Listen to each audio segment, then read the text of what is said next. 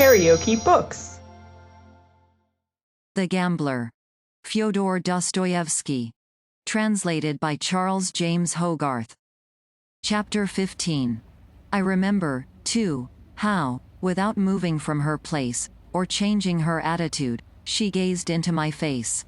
"I have won 200,000 francs, cried I as I pulled out my last sheaf of banknotes.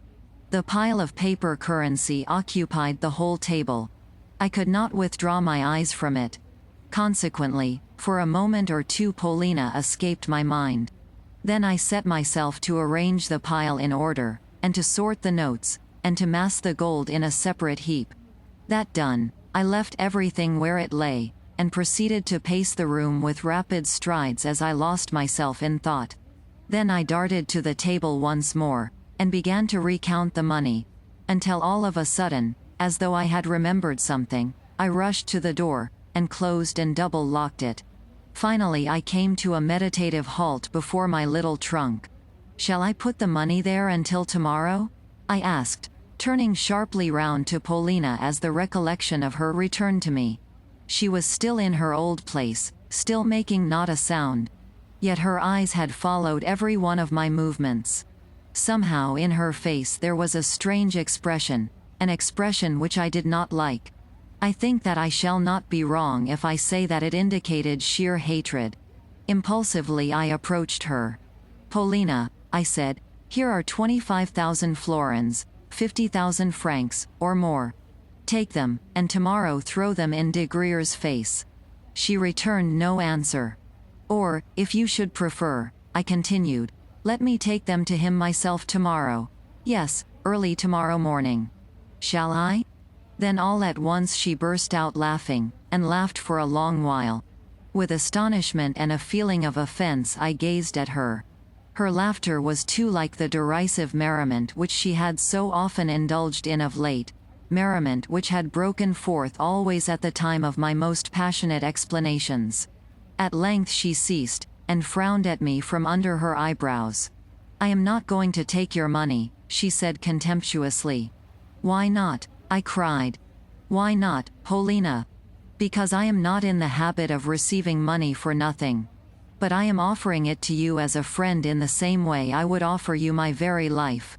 Upon this she threw me a long, questioning glance, as though she were seeking to probe me to the depths. "You are giving too much for me," she remarked with a smile. "The beloved of de Grier's is not worth 50,000 francs. "Oh Polina, how can you speak so?"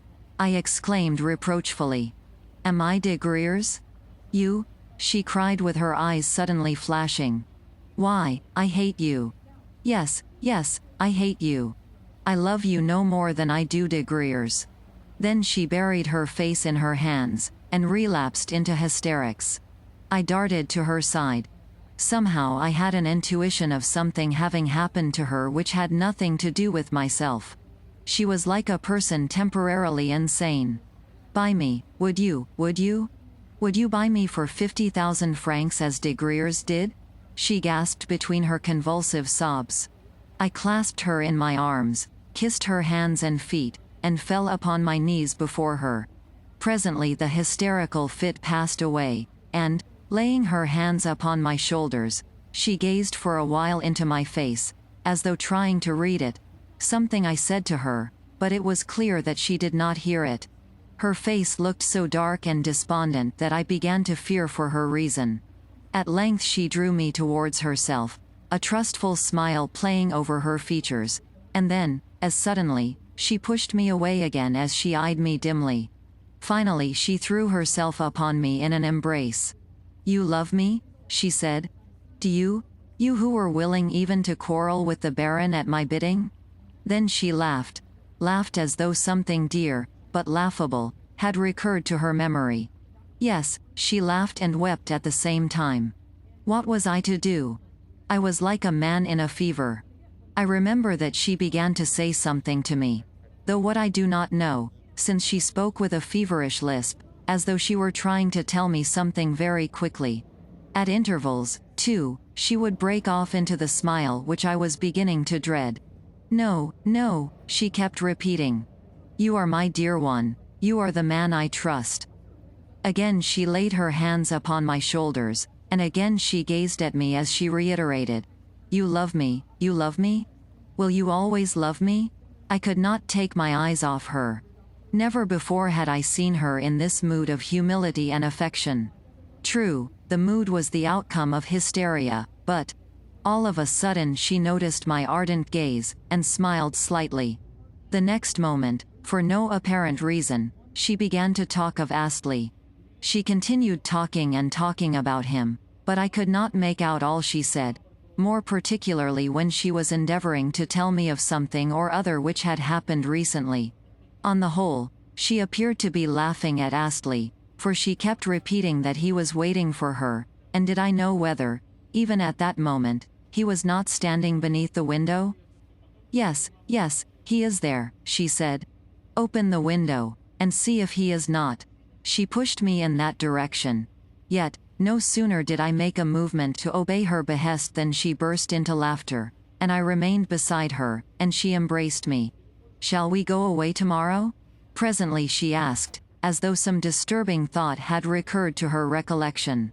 "How would it be if we were to try and overtake Grandmama? I think we should do so at Berlin. And what think you she would have to say to us when we caught her up, and her eyes first lit upon us? What, too, about Mr. Astley? He would not leap from the Schlangenberg for my sake. No. Of that I am very sure," and she laughed. "Do you know where he is going next year? He says he intends to go to the North Pole for scientific investigations, and has invited me to go with him. Ha, ha, ha.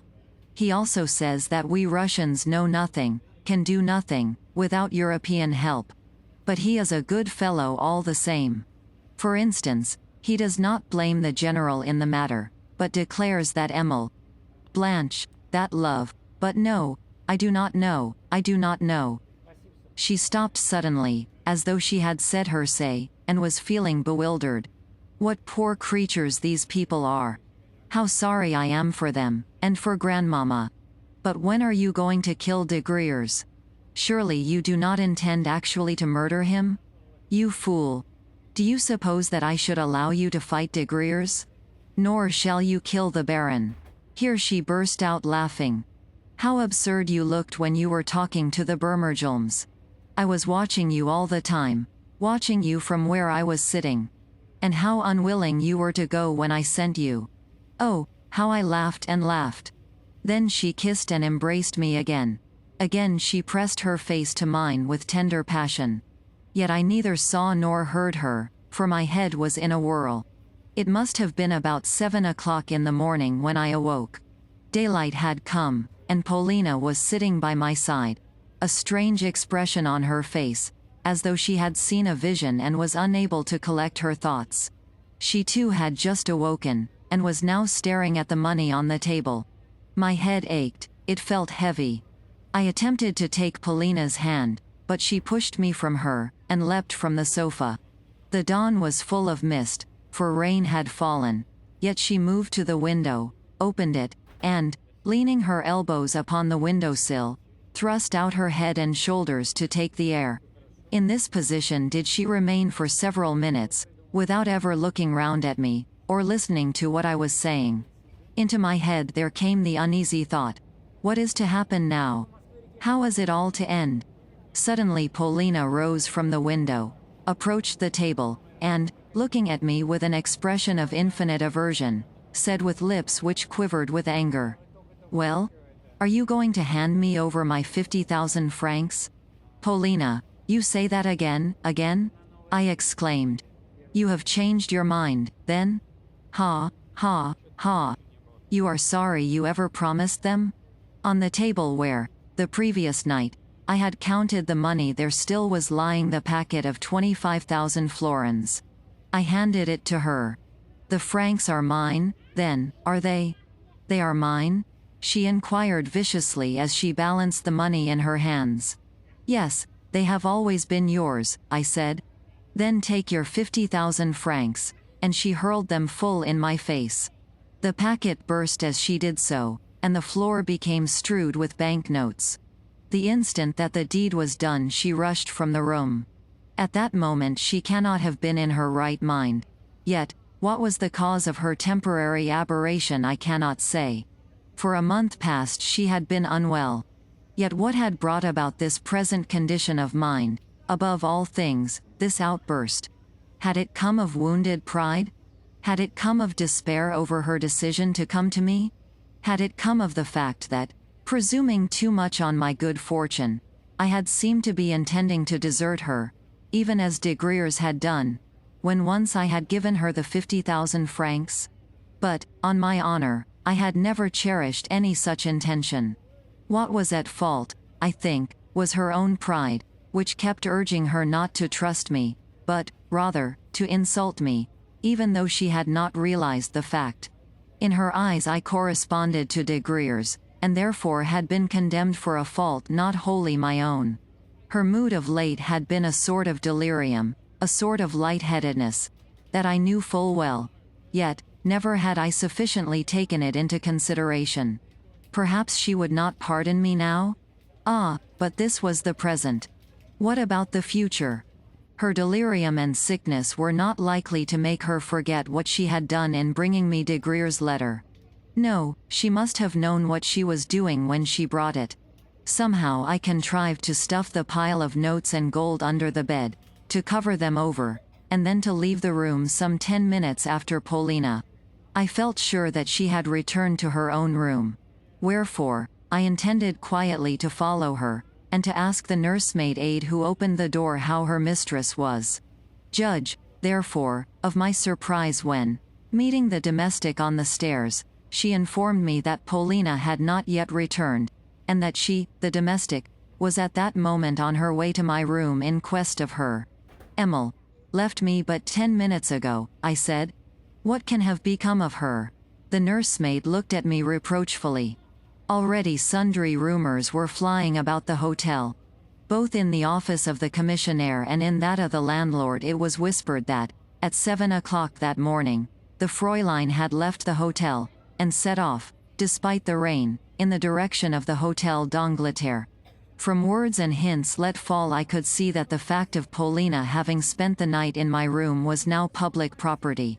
Also, sundry rumors were circulating concerning the general's family affairs.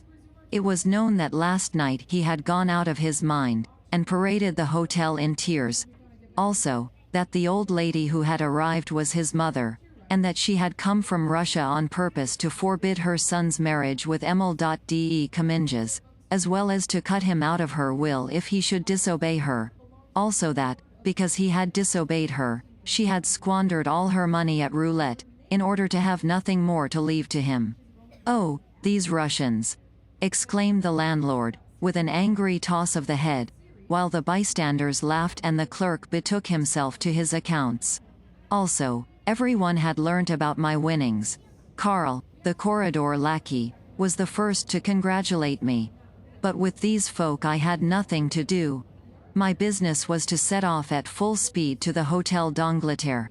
As yet it was early for Mr. Astley to receive visitors, but, as soon as he learnt that it was I who had arrived, he came out into the corridor to meet me, and stood looking at me in silence with his steel-grey eyes as he waited to hear what I had to say.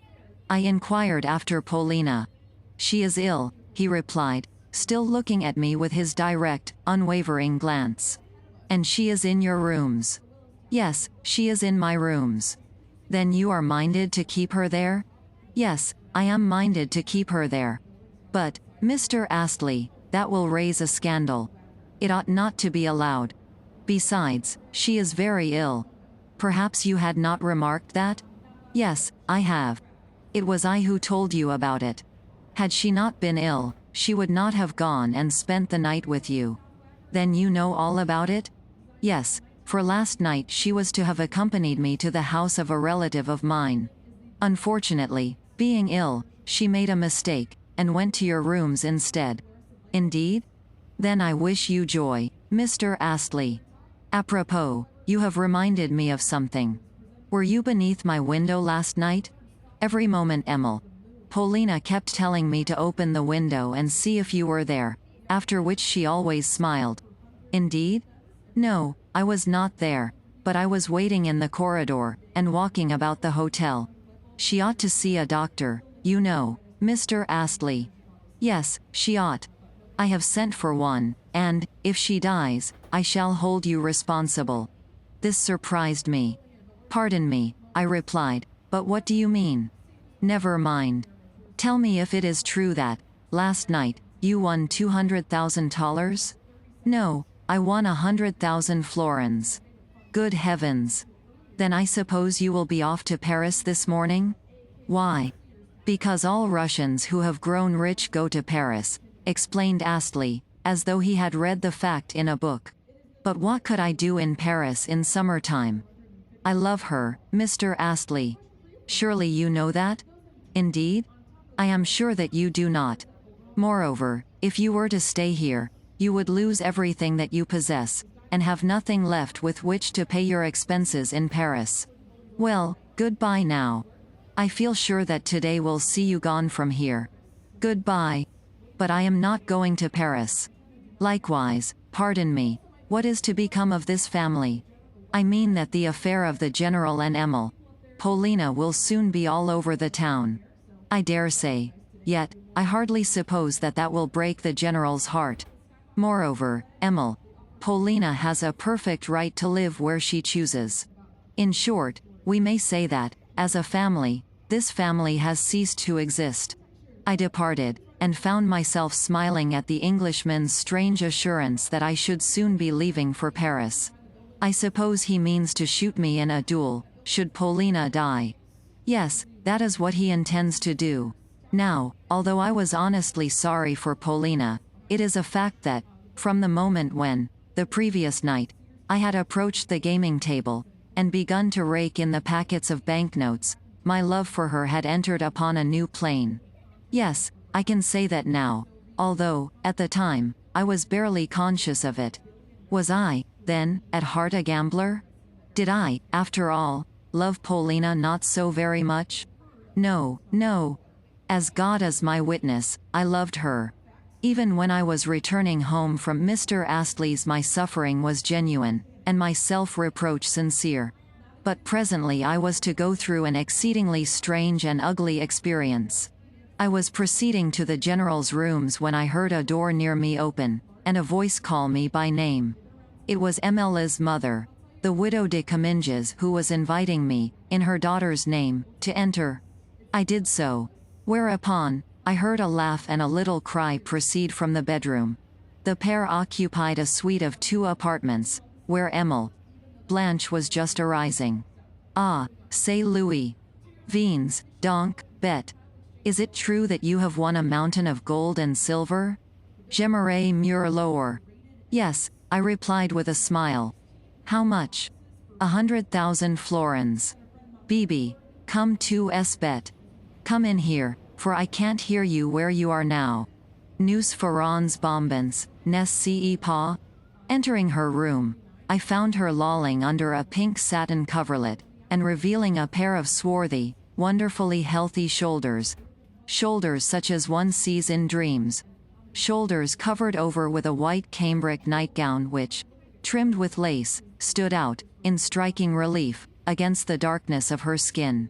Mon fils, as tu du cœur. She cried when she saw me, and then giggled. Her laugh had always been a very cheerful one, and at times it even sounded sincere. Tout autre, I began, paraphrasing Camille. See here, she prattled on. Please search for my stockings, and help me to dress. Ah si tu n'es pas trop bête je te prends à Paris. I am just off, let me tell you. This moment? In half an hour. True enough. Everything stood ready packed, trunks, portmanteau, and all. Coffee had long been served. Eh bien, tu verras Paris. Dis donc, qu'est-ce que c'est qu'un hôtel?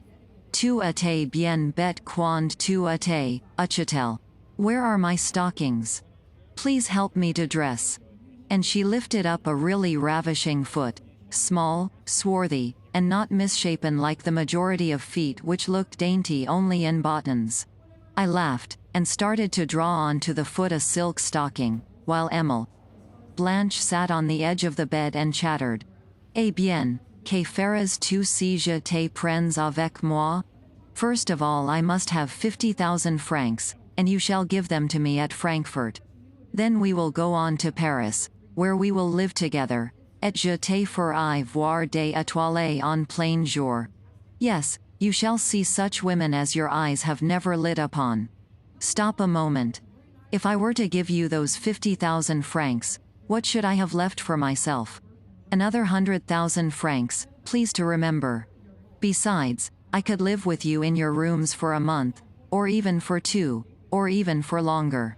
But it would not take us more than 2 months to get through 50,000 francs. For, look you, je suis bon enfant, et tu verras des étoiles, you may be sure. What? You mean to say that we should spend the whole in 2 months? Certainly. Does that surprise you very much? Ah, vil esclave. Why, 1 month of that life would be better than all your previous existence. 1 month, et après, le déluge. Mais tu n'es pas comprendre. Va. Away, away. You are not worth it. Ah, que fais-tu? For, while drawing on the other stocking, I had felt constrained to kiss her. Immediately she shrunk back, kicked me in the face with her toes, and turned me neck and crop out of the room. Eh bien, mon Uchtel, she called after me, je t'attends, si tu veux. I start in a quarter of an hour's time. I returned to my own room with my head in a whirl. It was not my fault that Paulina had thrown a packet in my face, and preferred Mr. Astley to myself. A few banknotes were still fluttering about the floor, and I picked them up. At that moment the door opened, and the landlord appeared, a person who, until now, had never bestowed upon me so much as a glance. He had come to know if I would prefer to move to a lower floor, to a suite which had just been tenanted by Count V. For a moment I reflected. No, I shouted. My account, please, for in 10 minutes I shall be gone. To Paris, I added to myself. Every man of birth must make her acquaintance. Within a quarter of an hour all 3 of us were seated in a family compartment. Emile, Blanche, the widow de Comminges, and myself. Emile kept laughing hysterically as she looked at me, and Madame re-echoed her, but I did not feel so cheerful. My life had broken in 2, and yesterday had infected me with a habit of staking my all upon a card. Although it might be that I had failed to win my stake, that I had lost my senses, that I desired nothing better, I felt that the scene was to be changed only for a time. Within a month from now, I kept thinking to myself, I shall be back again in Roulettenberg, and then I mean to have it out with you, Mr. Astley. Yes, as now I look back at things, I remember that I felt greatly depressed, despite the absurd gigglings of the egregious Blanche. What is the matter with you? How dull you are, she cried at length as she interrupted her laughter to take me seriously to task. Come, come. We are going to spend your 200,000 francs for you, et tu seras heureux comme un petit roi. I myself will tie your tie for you, and introduce you to Hortense. And when we have spent your money you shall return here, and break the bank again. What did those 2 Jews tell you? That the thing most needed is daring, and that you possess it. Consequently, this is not the first time that you will be hurrying to Paris with money in your pocket. Quant. Moi, je veux 50,000 francs de rente, et alors. But what about the general? I interrupted. The general? You know well enough that at about this hour every day he goes to buy me a bouquet. On this occasion, I took care to tell him that he must hunt for the choicest of flowers, and when he returns home, the poor fellow will find the bird flown. Possibly he may take wing in pursuit. Ha, ha, ha. And if so, I shall not be sorry, for he could be useful to me in Paris, and Mr. Astley will pay his debts here. In this manner did I depart for the gay city. KaraokeBooks.